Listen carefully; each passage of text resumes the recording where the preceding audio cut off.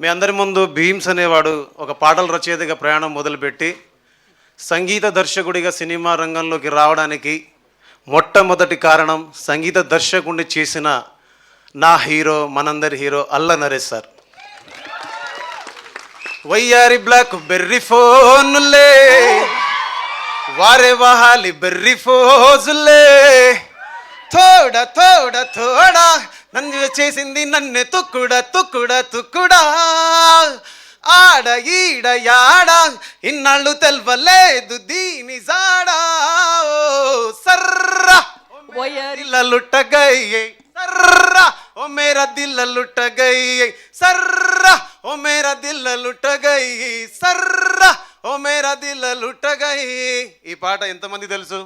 We all know it.